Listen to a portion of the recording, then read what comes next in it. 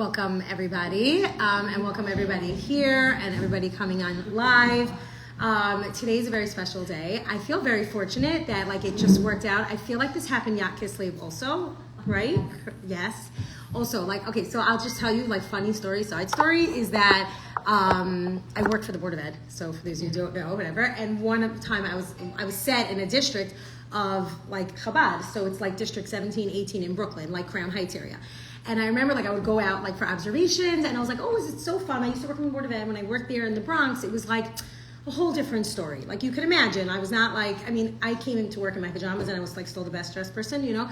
But here, when I was coming in also into these Chabad schools, I would sit there, and I remember I was doing observations in classrooms, and they're I would call up the school before I could come in, and they're well, today's a Yontif, and I'm what Yontif is it today? And then I'm maybe they don't know that I'm Jewish, you know. So I drop Lama good Shabbos, I hang up the phone, and they don't know. Somebody calls from the board, they don't know it's Jewish. But I was what Yontif is it? I literally, I'm who died today? Every time I would do that, I would look. And then I would sit in classrooms and observe these kids. And I was looking at all the pictures of all these rebbes and memorizing names, whatever, because that's just what I do. I absorb the room. And I just remember always hearing oh, today come a little bit later because there's a Yontif, and it was this, the Rebbetzins Yartzeit, and it was this Yartzeit. And I was this is so cool. This is a whole nother world of tzaddikim that I am not familiar with. And now I feel so grateful. I know it's 30 years since the Rebbe, I don't know what we say, Histalkus or Hilula, since he was Nifter, but since he left this world. But what's crazy, and I believe this so much, and Rabbi Yassi always says this, is that tzaddikim b'misasam kriyim chayim, that when a tzaddik leaves, they are more alive than they were when they were actually here. Because when they're here, they're very physically bound to their body and to their space. Even though, by the way, we know that the Rebbe was the first one to broadcast all his shiurim. He literally, I was I'm reading so many books about him now, and it's so nice, and when it's quiet. And I slow down with my DIY. I was just telling some girls, I DIY'd way too hard that I paid somebody now to clean my tiles because I didn't put anything down. So I'm the whole thing. But I'm I kept saying, it wasn't about the money, it was about enjoying it. And I'm yeah, I'm done. I tried to garden. I don't know if you saw in the front, I killed one because it was in the sun, and the other one is thriving. I'm what do I do? And I'm it's a sitra acher, it's fine. It'll be fine. So I was reading this book about the Rebbe, and he literally hired people to be in charge of his communications. He had a project manager for broadcasting his shiurim and his classes and his mamarim and all the sichos and everything that I'm learning. So I think that what we have to realize on the day of the Yartzeit, first of all, obviously to light a candle, because candles are neshamas, the soul, you connect to it. But the most important thing is to really connect to the tzaddik and yes, I might go to the aisle and wait online for 3 hours, and I'll have you all in mind. I'll see I'm debating. How do you know you're a real chassid? What's the litmus test? Do you wait online? Probably, yeah, wait online. Happens to be Meaningful Minute did an amazing, I'll share it with you guys. They interviewed, they interviewed Rabbi Yassi, Joey, not Joey, sorry. Judah Michelle, my favorite Pnimi in the entire world. And Judah... And YY Jacobson is also on it. They interview a few of the people, and they tell their personal stories of the Rebbe, so it was fascinating. But, sorry, what was I trying to say? Oh, that on the day of the Yartzeit, what happens is that you're supposed to connect. She's back. Oh my gosh, I forgot to put out drinks. Now I'm remembering the first time. I have drinks in my fridge. Okay, they're on the door, sorry. One time Golda was in class and she was very thirsty and she snuck out in the middle to go get drinks, and I'm horrified from that. So he was saying, Rabbi Yassi was saying that on the day of the Yartzeit, what you're supposed to do is not just wait online and daven and all those things. You're supposed to be makasher yourself to the tzaddik and find that tzaddik within you. Because really what a tzaddik is, and we've learned this before, that a tzaddik is sod olam. A tzaddik is the heart of the generation. Within them beats every single neshama. They feel the pain of others. There's very famous stories of tzaddikim that you would come to them for a bracha, and they would need to wait, they would need to look at your name, they would need to see who you are, because they have to find the pain that you're feeling inside of them. So they are literally the heart of the generation. So when you want to connect to the tzaddik, you have to find something from the tzaddik that resonates within you. And if I were playing Family Feud with Chabad and the Rebbe, I would be what's the number one, the top 10 things that you felt that the Rebbe gave to you? This should be our homework or our thought for starting off the day. I don't think those are drinkable. Those spindrift. You do? Yeah. Okay, you could take all of them. I almost packed them up for my babysitter. I'm here, take them. I like them. With my baby carrots, I'm here, nobody ate these. You can take these home. Okay, now I know to send it to them. Really? They taste Okay, I'm not going to say what it tastes like. I have broken taste buds. Yeah. Oh, really? Oh, okay, fine. Okay. That's from COVID. So if we were to think like the 3 or even top 5 big things that you feel like you can take away from the Rebbe, like what would they be? I love you. Like what's something that like, you're talking in class. What is it? Reaching out to so many people. The concept of like shlichus, that shliach comes from the Rebbe. Like being a shliach, that like you are not just like, this speaks to me a lot because I work in Kirov and I hate saying that word. Now that I've learned like the word shlichus, like I'm like, okay, that's so different. It puts such a different spin on it. Where Kirov is like, what can I do for you? Shlichus is like just allowing Hashem to shine through you and you're just an emanation of Hashem. So you're just connecting people. Like acquiring. It's like yeah. It's like marketing. 100%. I know. I can't go down that road because it's hard. I've been in Kirov for 14 years and I'm always like, Kirov, like I need Kirov. Like we need Kirov. Like what is this? You know, like the whole like Baal Tshuva thing. Like it's like we want to be Baal Tshuvas. So really what the Rebbe did teach is about spreading out, going out and being shluchim. Like really going out there on a message and like with like literally you don't even need a soapbox. And I joke about this because now I could do it. I just turn it on. I'm like, okay, there's 29 people watching and here you all are here. And it's like, 1 second, like up until now, like I used my speech for something else. And now I'm harnessing my speech and becoming a shliach for Hashem. Like that's really, really one huge thing I feel like that the Rebbe imparted on us. That's amazing. What else? We have to plug the song now. Oh my gosh, we have to plug the song. Yeah, the song. Thank you, Hashem put out the new one. Did you watch it? Okay, so like you did. It's like I have a heart. Obviously, this is like very internal. Like literally, my husband writes these songs. So like for me, I'm always there in the beginning. I'm always like, is it good? Do I like this one? When I heard this one, I was like, what is happening here? Like first of all, the whole idea of like ufaratsta is the concept ufaratsta yama v'kedma tzavona v'neg. But this is really what you were saying, Gail. Like he just spread out everywhere.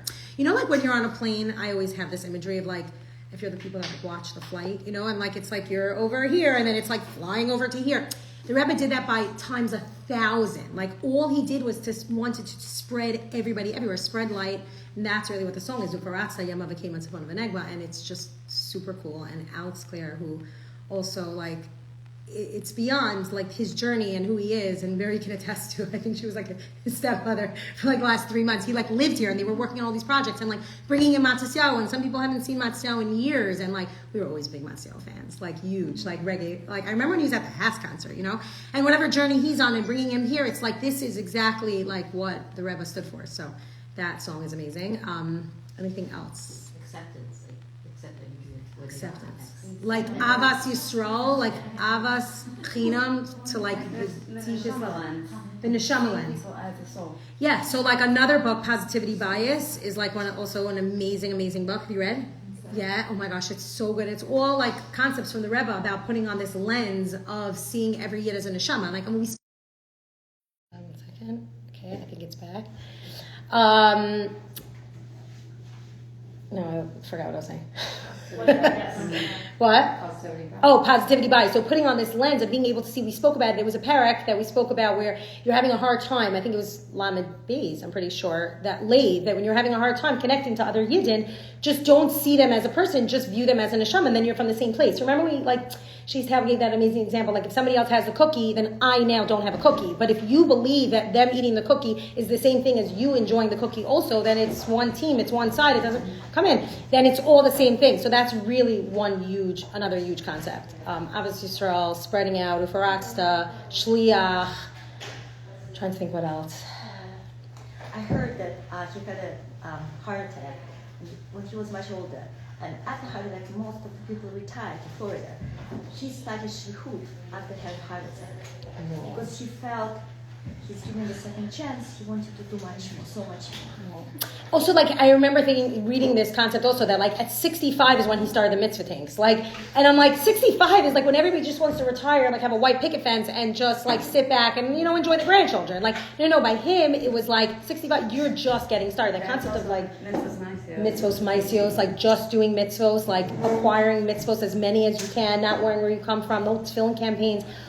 Another big thing that, like, I noticed so much, and maybe just because, like, we're in the Thank You Hashem world, is, like, the branding and the marketing marketing that like the Rebbe was so in tune with, like years before Mad Men, like years before having that idea of like being able to market. Every single program that he had a logo and a different one, and it was beautiful and it was designed, and there were teams. Like he was the best head counselor ever. Like that. I mean, lahavdil, if you can explain that, but when you have that person who rallies people up, who gives people chizuk. Remember, he's coming from the war. He was a survivor of Holocaust. Like he came here only in 1941, and he was a survivor to build up, to give chizuk to a nation.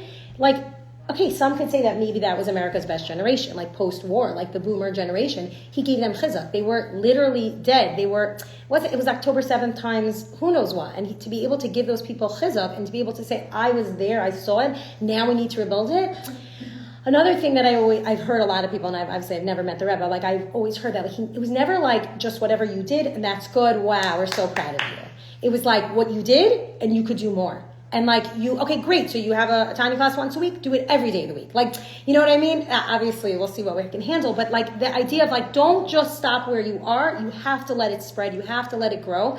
And that was like almost like his mission statement. Literally told the day he died, like one of the last things he said was, Total Tzvasarken. Like, I did whatever I can, now it's up to you. You guys have to do it. And passing on the baton, like it almost feels like an Olympics. It was Jewish pride that we can never understand. Like, we don't. And I think one of the biggest things, and this for sure changed my mindset, is a Geula mindset. He brought the words Mashiach to our lips. Like, okay, yes, we say An Imam, very nice, but like, never the fact that we want Mashiach now, to be able to say the Mashiach could come now, tomorrow, today, it could be here in a second, just the verbiage of being able to put those words on our lips, like it's unbelievable, and it changed everything. That the Geula is in your hands, and it's once you tap into that mindset, you have the ability to do it. So, I mean, we can go on and on. There's so many things. I'm telling you, the Meaningful Minute thing was great. It was just interviewing a bunch of people and their experiences with the Rebbe. I guess anybody who grew up with the Rebbe, anybody here ever met or been there? Or? Yeah, in my mom's stomach. Right. Oh my gosh. That's something. The Rebbe said, remember by the shir that he Yeah, which one? She said he was here in your house. Oh. He said a story about Rebbe when the women, the women called him and said we're stuck, and he said a yid is never stuck. A yid is never exactly stuck. Where he's supposed to be. That's like a tenet that I teach my kids all the time. Like wherever you are is exactly where you're supposed to be, and then there's an avoda there. Let's say like you're traveling and there's a layover and you got stuck. There was a group of women that got stuck in Chicago, and they're like, "What should we do? We got stuck." And he's like, "What does that mean?" And they're like, "The flight is canceled." And he's like, "Yeah, but what does it mean stuck? Like this means stuck." He said in Yiddish. Like, what does that mean? So also, actually, I heard Rabbi Yossi just said this incredible story of also like his connections to like Chabad in general was like his grandfather was in America like before the war, and they were Shomer Shabbos, but they didn't have like as the strong roots that they had after they met like Lubavitch. But they basically his grandfather was trying to get into yeshiva, and he studied very hard, and he couldn't get into the yeshiva. And on the bus on the way home, he was like very sad, and he was like crying. And somebody asked him like, "What happened?" And he was a young boy. I think he was like 13, and he's like, "Well, I tried to go to yeshiva, and they didn't accept me." So he's like, "Oh, go to Lubavitch. They take everybody." And then he's like, from that one conversation on the bus ride, his entire life changed from that, because like then his his roots were set in. Like Rabbi Yossi's grandmother used to in Connecticut, she used to write letters to the Rebbe asking for money to fund programs that she did Shabbos afternoon. She would give the kids ices, and she would sing songs and teach them stuff, and he would send her money. And they had like correspondence, like letters and money being sent to buy ices, like freeze pops, like for these kids. So we very, very much are feeling the reverberations of the Rebbe till today. I know it's 30 years, and like it's just a crazy thing, but for some reason, to me, it feels like it's stronger every single day. So if you're able to light a candle and find something within you that you can connect to the tzaddik, and then you draw the tzaddik, and that's how you're miskasher to a tzaddik. When you find a nakuda within the tzaddik that relates to you, and you could draw out and be like, okay, so I could have a little bit more of Avas Yisrael, I could have a little bit more of a Geula mindset, I could live it, whatever it is. Once you connect to it, you draw the tzaddik into your life, and then you see its brachas. It's not like, oh my gosh, Rebbe, I need money, I need children, it's not about that. It's being miskasher to a tzaddik to be able to draw him into your life, and then his life shines within your life. I'm talking like this makes sense. But also it's like one of the things that she says about a Rebbe is that a Rebbe sees you for who you are and your potential more. Like we have like cloudiness Right. of like what we could accomplish or what we could do or what we could handle, and he sees that clear as day. So even going to the OL or even Right. learning his Torah, It's funny that you able say to that. bring that potential out in you. They asked Nachi Gordon from Meeting Format, they asked Rav Yassi, like, if you could have Yechidus with the Rebbe, what would you ask him right now? And he was like, I would just say, what's my shlichus? Like, Right. it's my job. And then he's like, what do you mean? But look what you're doing. This is your job. But he's like, yeah, but there's so much more to do. So just tell me what it is. Like, what more I can... And that's really what it is. And that's what we get every single time we learn a parak of Tanya. That, because we're literally going into Yechidus with the Rebbe. So it's really cool. Okay, so that was our little intro. Yeah. My grandfather, he wasn't religious at all. He never became religious, but when he went to the Rebbe, he was in New York for business, he went to the Rebbe and he said, like, how can I, give me a bracha for success? And he said, the Iron Curtain's gonna fall soon. No one knew. So the Iron Curtain's gonna fall soon, you have to take care of the Jews in Russia. And my grandfather's like, and then in Canada, he was a survivor. He's like, I have so many Jews to take care of in Canada. Like, what is Russia? Like, and he's like, no, it's like, that's your tafkid. So we went back and he started a committee of people. And there's probably thousands of Russian families in Canada till today. And it's like the fact that 50 years ago, he didn't just know what people needed to be successful. He also knew there's no social media. He knew the Iron Curtain was gonna fall before anyone else. And Sometimes I sit by the aisle and I just watch these videos of him talking to people and just telling them take care of the people in the land of Israel. You have to make sure to do something for them. And then he gives them a dollar and the next person walks in and he's like, make sure that you're successful in your business. I'm like, it's crazy to watch this. And how he was able to see neshama, right? And to know what your tafkid is. I think that's really what it is. To see your neshama is to know what you can be, maximize yourself in this world. So, yes. Oh. One of my friends, Rivka Hamburger, said my family was a Russian family in Canada. Maybe that's crazy. That's crazy, Rivka. Okay, we're going to talk about that. You're welcome. That's crazy. Oh my gosh. Okay, so let's go back. We were just finishing Parak Tess, and we were moving on to Parak Yud. So we ended off, Parak Tess, we'll just recap a little bit. We were talking about the war that you have inside of you, and we gave that mashal of, are you okay here? The back is too? Yeah, okay. We gave the mashal of a small city that had two kings, right? And who was the city? The city was the body, and then the two kings were... See, we have homework, so everybody has to prepare. Now you know Faigy. Oh, okay, fine. So we have the Nefesh Elokis and we have Nefesh Bahamas, and the idea is that they both want to conquer the city. They both want to be able to be getting into the car, like the example that we gave, the car first, and who's going to rule the day. And then we said that that's the battle. And what's the Nefesh Elokis's dream? His dream scene would be that all the levushim and all the everything that you can interact is going to be only Elokos. Your entire day will be guided by Elokos. All we want to do is whatever Hashem wants us to do, and I'm going to take over your entire body, and I got this. And then he's constantly fighting the Nefesh Bahamas for rulership. One of my favorite things, and I know we said this last time, is that we have two headquarters for where everything can reside, which is in the brain and which is in the heart. But what each of them want is full control of the other one. Even though the animal soul rests in the heart, it's I still want the brain. I'll get you one day, I'll get you to rationalize something. But then the opposite is also true, is that the Nefesh Elokis is up here in the brain and all he wants to do is get over the heart, and then they're trying to fight over each other. So that's kind of where we left off. Two kings, a small city, the population was 1, they're both running for mayor, they wanted to be in control. And then we said that when the Nefesh Elokis takes over whole control over the body, then it's just all good and all bliss, and we gave all these lashonos for Ava, that it's so blissful and so intimate and so amazing.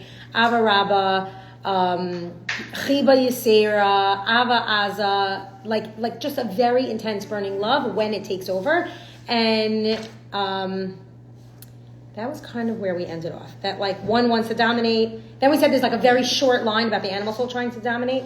We spend a lot of time on what the good is, and then we just give one little line over there of what the negative is. Okay, so we spoke about those two kings, and now we're going into our first character.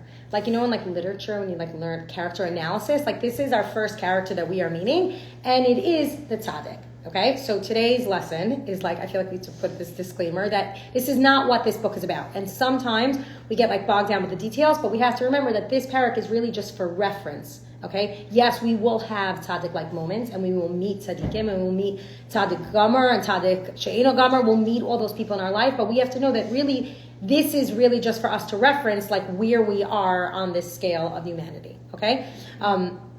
Mary always tells me there are some real true tzaddikim, but they're very few, and that like they travel within generation. Like each generation that has a tzaddik, that tzaddik is specific for them, right? So like, say like we've heard names like Yosef Tzaddik, right? Or we've heard that like David HaMelech was a tzaddik Yisod Olam, right? What are those names? We'll understand what a tzaddik is, okay? So also we should just know that before we get into it, because I feel like I'm putting so many disclaimers here, because like we throw out the word tzaddik where we say, as obviously one of our songs is every yid's a big tzaddik, right? So we're able to achieve the level of tzaddik. But when we talk about that, v'yamech kulam tzaddikim, this tzaddik that we're talking about in Tanya is a different kind of tzaddik. We'll explain why, because we'll explain what they do. But to fling around the word like, oh, you're such a tzaddik, you're such a tzaddikas, it's a good thing to do, but in reference of who this is, it's a very different type of tzaddik. It's somebody who's no longer conflicted with anything. We'll explain it, but we should know that he's very sincere. He's completely sincere. It's not somebody who's just trying to fake it. Okay, we've had those people. Maybe they were role models in our life. Maybe they were just like friends of ours or whatever. But something about it that this tzaddik we should know is very, very sincere. They're not doing it because they want to win like the best sneeze camper at the end of the summer. I don't think there is an award like that, but like maybe, right? Like something like that. But they're not doing it for that. They're doing it for real sincere reasons. So we have to understand that going into the parak, okay? So it starts like this. It says, "V'hinei kisha adam magbir nafsho halokis v'nolcham bach nolcham kol kach im habahamis," that when a person who literally goes to war against his nefesh habahamis, he's going like to attack, like he girds his loins, right? I don't even know what that is, but it's always like the English of like it, like when you get ready for war, when Goliath got ready, right? Or David HaMelech, right? He puts on his war belt, he sticks in his sword, right? And he's ready to go fight a war against his nefesh habahamis. The way that it refers to it says Achim megaresh uma'avar hara. It refers to it as hara, which is evil. But the way that I love this, that Chase Taub describes it, he says that it's not ra, like evil. You should describe ra as selfish. It's the selfish part of you. Okay, why? Because what do we know? What's the real definition for the other side? Oh, sorry, I just said it. What's the real definition? It's the sitra achra. It's the other side, right? So when you do things with a sitra achra mindset, that's a selfish mindset. That's me not doing anything for Hashem. So don't view Ra as like the evil witch. Ra is doing something that's selfish, doing something that's not aligned with Hashem's will. So when he goes out to fight, who's he going to fight? He's going to get rid of the evil. Where is it? It's in the left chamber of the heart. Mechalal hasmoli. Remember we said in the heart, on the left side of the heart, he now is the tzaddik. So somebody who can win a war against his Yetzer Hara is a tzaddik. What does that mean?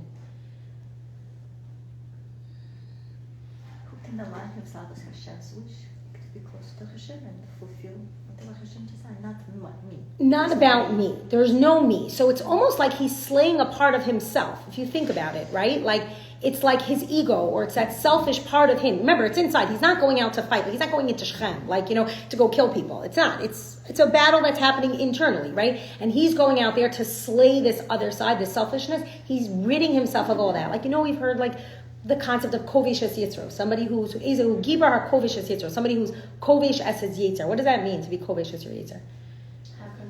Have control, right? To be able to control. Somebody said over here, like letting go of all your ego, like swinging with all your might, literally, those are amazing. Thank you. Using your inside, your energy to control that side of you, and it takes tremendous control. But when he does it, what happens? It says, then you shall eliminate the evil from your midst, like Hashem tells us. This brings down in Devarim that Hashem says that we should get rid of ourselves from evil. There's a mitzvah, by the way, to rid yourself from evil. This is the mitzvah, like it says, that you should rid yourself from it. And what happens when he rids himself of the total ra, of everything? What happens of that selfishness? He doesn't just get rid of the ra. Who remembers what happens to a tzaddik? He flips it, right? It becomes another Yetzer Tov. So here's the cool thing. He doesn't just kill it and then bury it, and then he's like, okay, I cleaned up the mess, right? No, what he does is he takes it and he destroys it to the point where it actually flips to something good.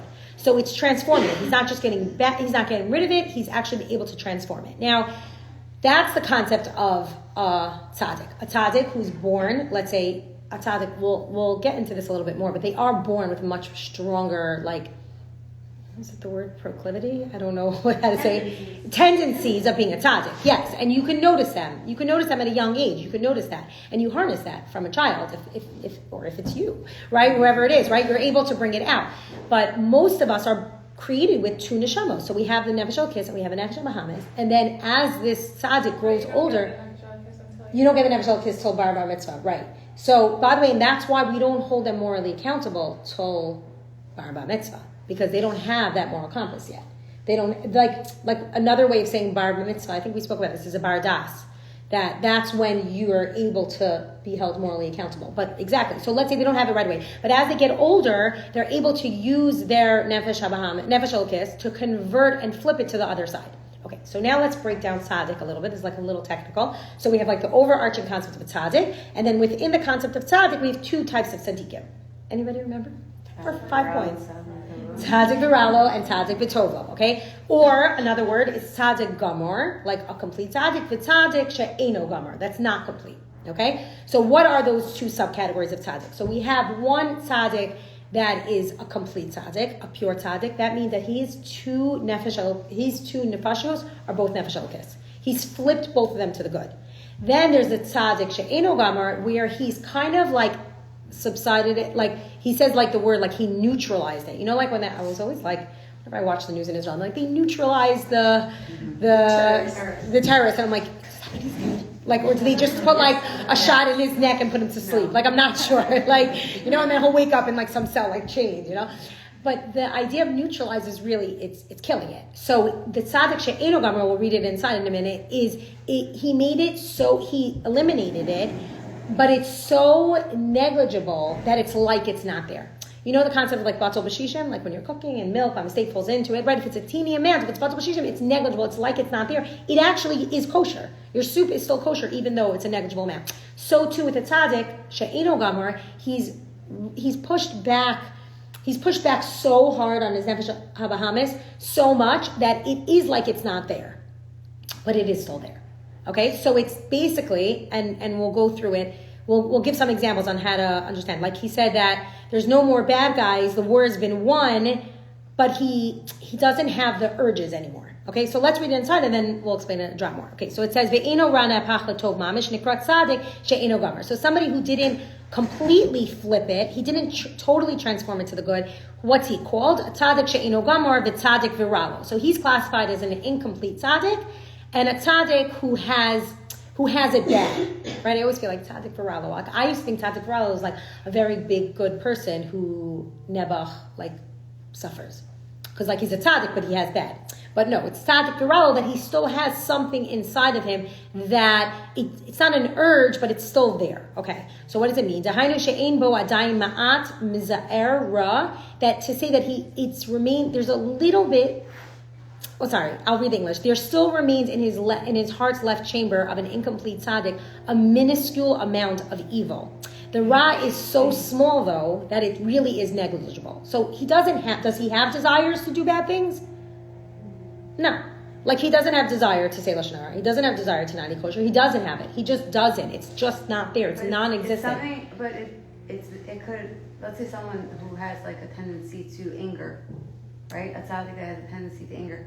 If they're actually a tzaddik, you're never going to see that. Right. It's never going to be perceivable to the outside person. It's something that's still inside of them. And the way it comes out is in a proper way, or channeled for, properly, and the people around them are able to take it without feeling like they're being like, right. It's definitely. He always saying I had a temper. Yeah. But nobody ever saw. Right. It's very important to say, because like we're making it sound like, oh, the tzaddik v'ralo, yeah, he's not such a great guy. Like, he actually, you'll never see him mess up. Like, never. And it's this internal battle that he has to feel. It's funny, like, Shista was saying that, like, sometimes, like, you have people who talk about, let's say, a certain topic, like how it's so bad.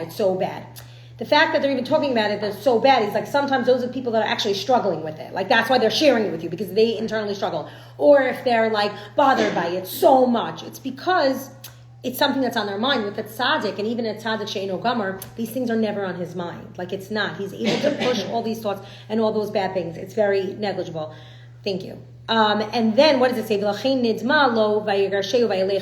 why he imagined it, that he's driven it away and it's gone from him. It's completely gone. By the way, this is from David HaMelech. He would say that, like, look inside of me. Like, do you see anything inside of me? There's nothing inside of me. There's no even wantings or desires to do anything wrong. He says, Aval be'emes, but in truth, the evil is entirely left and departed. Because if it was totally absent, then it would have been a tzaddik v'tovlo. But because it's tzaddik v'ralo, means that it's still there, but it's not something that you'll ever feel. It'll never come up. It's an internal battle for them. It's not going to express too.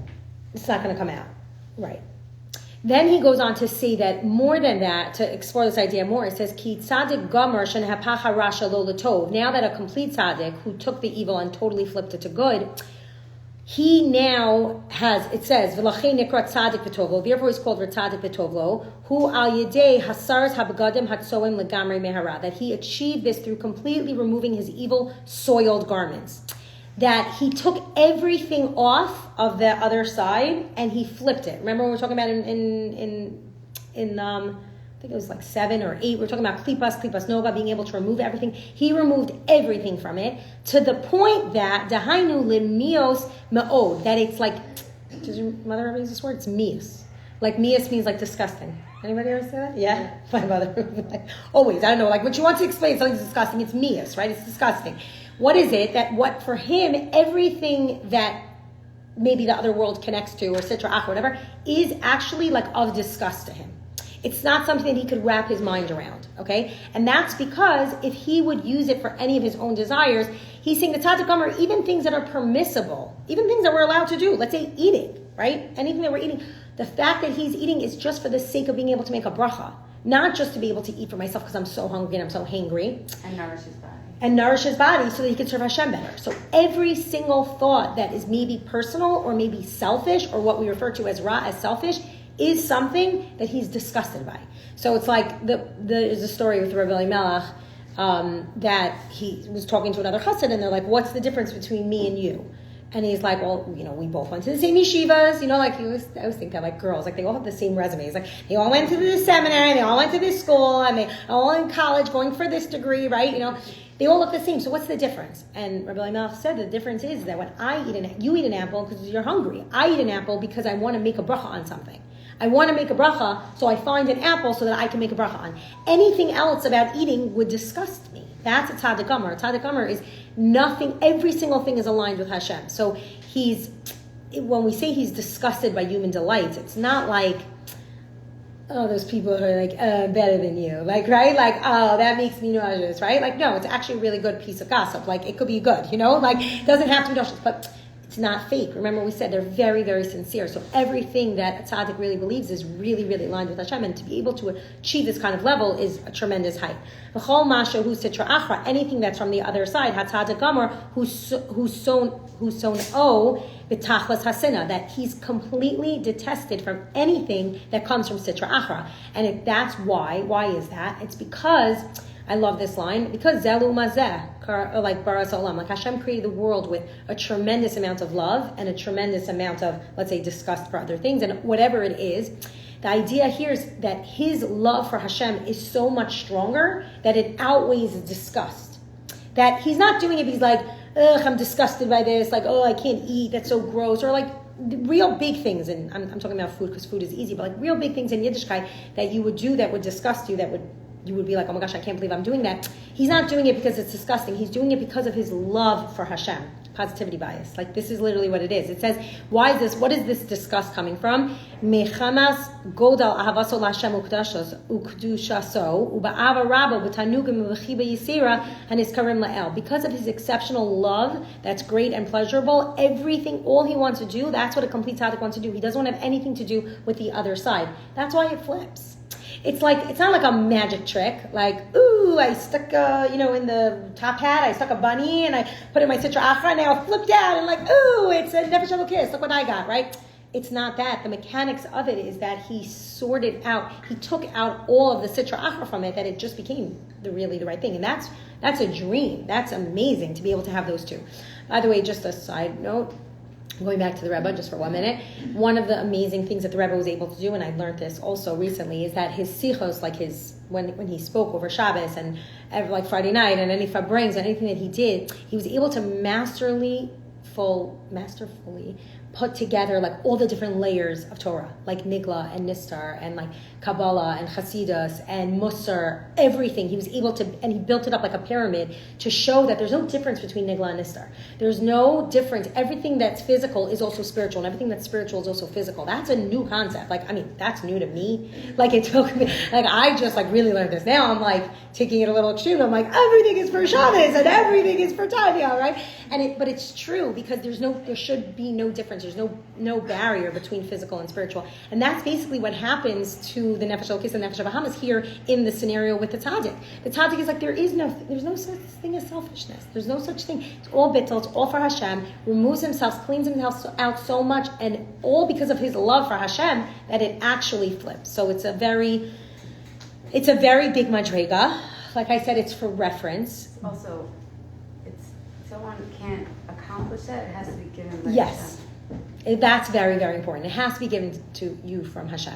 You have to be born into the world with this capacity to be able to do something like this. And we should never, and by the way, there's a bunch of prakim that give nechama to the Benoni, and you should never think that this is not your purpose in this world. Those are my favorite prakim, because I'm always like, really, bottom line, like I want to be like a tzaddik, right? Like, but it's true. So what's the tzaddik? The tzaddik, they both of these tzaddikim, the tzaddik gamer and tzaddik she'eno gamer, they have the same why. Why? What's the idea? Why? It's because I did it for Hashem. Both of them are doing everything they can for Hashem. But the difference is, why didn't you do it? And the Tzaddik Gomer says, because I'm disgusted by it. And the Tzaddik She'eno Gomer says, I'm not into that stuff. Like, that's just not for me. Like, Sheitel gave this example. It's a crazy example, but I think about it. Like, would you throw your mother down the steps? Like, what's the first thing that comes to your head? You throw your mother down the steps? Like, well, that repulses me. That's just not like immoral. That's like a horrible thing to do. Like, you would never do something like that, right? But that's how it feels for the tzaddik when he is approached by Sitra Achra. He's just like, oh, like what? Like, I got queasy when I heard that. I was like, steps, wait, and then all of a sudden you can't get it out of your head, and then it's like in your head, and you're like, oh my gosh, it's ew. That's what it feels like. That ew, that feeling of like just not like, I don't want to be part of it, is what the Tzaddik Gomer feels when he's approached by Sitra Achra. And for the Tzaddik She'eno Gomer, because it's neutralized and it's not there anymore, he's just not into that. Like, oh yeah, I don't do those things. I just don't throw people down steps. Like, that's just not my thing. Like, whatever, you know? But that really should be the idea. Okay. And like David HaMelech says, it says, K'dichsiv, tachlis sina sinosam lo'aveim, Hayu li charkeni v'dal vavi. He says that, like it says that I utterly detest them. He was talking about his enemies, that they become my enemies. Probe me, Hashem, check me, look into my heart, see if I have anything else inside of me that can be flipped, that can be turned, because David HaMelech was one of those examples of a tzaddik kamar. Okay. Can I ask you something then? Yeah. Is there one that's better than the other? Higher level. Like, I think what is so great then if you're not fighting anything, yeah. Like, how easy for you? Like, Especially they were born with it. yeah. Like even worse. Like, what's so great? But I think the Yeah. women born, they still They're at the I top. know. I know. I'm like, good for you. Right. Like, yay. We're so proud of you. That was so hard. I'm going to turn to Mary for this The person is one. basically born with the potential. Their neshama has the potential of the tzaddik. They have to get there. They have to. Not stopping them. Like They- Einstein was working on his brains, even he was born with They- Einstein right. talent, but he was still working and challenging himself. They have But to get if there. there's only like Toblo, like, No. Okay, so they get to that point. They're not born like that. She They have- says that there's like moments in our life that We can have- feel those, like, you tzaddik, like, have moments. those tzaddik v'tov moments, and it's like think about something that like you wake up to and you're like, this used to be a struggle for me, but like now it's like not even like a thought for a question. Let's say like someone who like grows up not Shomer Shabbos and now like they're completely Shomer Shabbos, it wouldn't even occur to them to turn off the light or on the light on Shabbos, but they had to get there to flip it, that Yitzhar Hara or the It's Yitzhar gone. is not They even don't there need to anymore. her for that anymore. So at the beginning of Shari Shabamuna, the second part of Tanya, really actually an introduction To this one, right. So it's a little bit clearer if you would go through that. through Our that next thing. first. Is that basically someone is given a tzaddik neshama, a tzaddik potential in neshama, right? Then they have to build up, and the way a tzaddik like goes different levels. I think it's like different like like escalator stairs, and then they'll fall. But then when they fall, Hashem lifts them up to over two levels, because they're still human. Like what I think of tzaddik v'tovel is like some gedolim that I've met who literally don't stop smiling and just radiate warmth and kindness. Whatever you tell them, they're gonna flip that to positivity. They're But gonna. you think that's easy for them, or it's They got It's there, their default setting, it's not easy. but not. Right, It's like, not. I'm saying, It's if their they're- default setting at that point in their life. You don't know if they were like that when they were 15. They probably weren't. it sounds like they. Some of them were, Like some of they them were. weren't. Not But necessarily. No, like that's what Not I'm saying. necessarily. Say, like, Typical, okay, you could be your tzaddik, you could be a tzaddik Right. gomer, but I'm going to be the best Benoni and reach the highest level Right. of my capacity. So it has to be that everybody's on their own it doesn't have to path. be Like, oh, it's not fair because they were born like me. No, Born it's in not. the- Right. That's what I'm saying. There's only so many in each generation. So Right. It wasn't You meant can't for you. compare. like it wasn't me. It wasn't meant for you. It wasn't meant no, for you. it's not meant for us. So do we judge them for no? Because that's the whole point of being a Benoni is to try to work on yourself and work on your own yetzer and try to overcome your own egos and your own klipas, and then we're lucky to have a tzaddik and then connect to a tzaddik. 'Cause that's what we're supposed to do. right. The goal is not to be a tzaddik. I know, I and hear. you're And not it was like, do they have it necessarily a easier? Like, oh, they're living in like in the 1%. They do. Like, are they? Yes. Once they get to that point, once they get to that point, of course. He always go back and forth. I'm always like, my alter ego is like, I'm a guy. I'm always in shul, whatever. And then I'm like, some mornings I do not want to get up. I'm like, okay, fine. No, it's also you think of it like, okay, let's say you live your life with a geula mindset and you get to that point. Living life is so much easier to live Right. than someone who's always struggling. Right. Right. And then it's not just all bliss. There's always going to be things that are going to be coming up. But the fact is that he right now has these two different neshamas. It is. It's living on a different plane. It has to be. But then again, like they are far and few, and that's why we try to connect to them to be able to do it. Does that answer your question? Yeah. Can I quickly ask Yeah. what about like a Yosef Mazata? Like that story? No. So Yosef- How does that play into this? So it's so interesting because when we attribute the name Tzaddik, there's very few people, right? One of them is Yosef. Who else?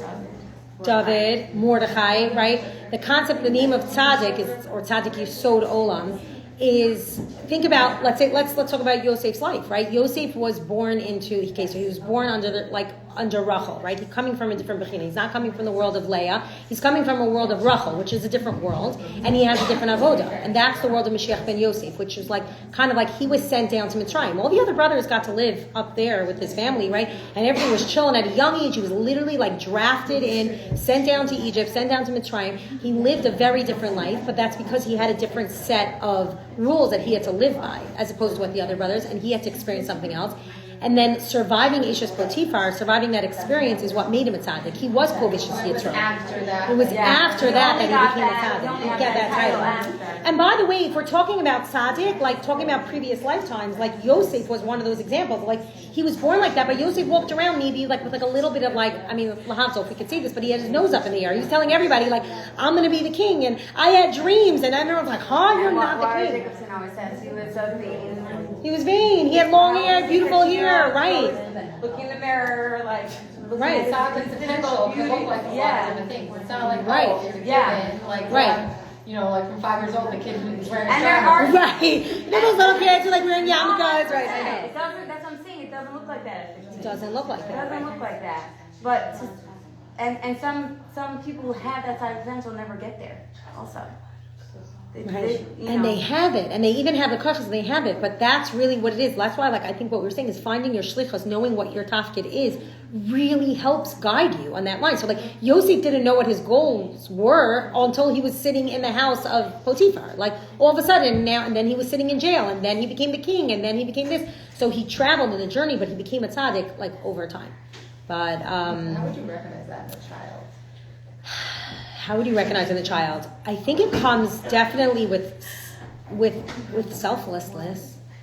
If you can spot that in a kid, like lack of Yosef selfishness, was like totally not. right? Or they're like so.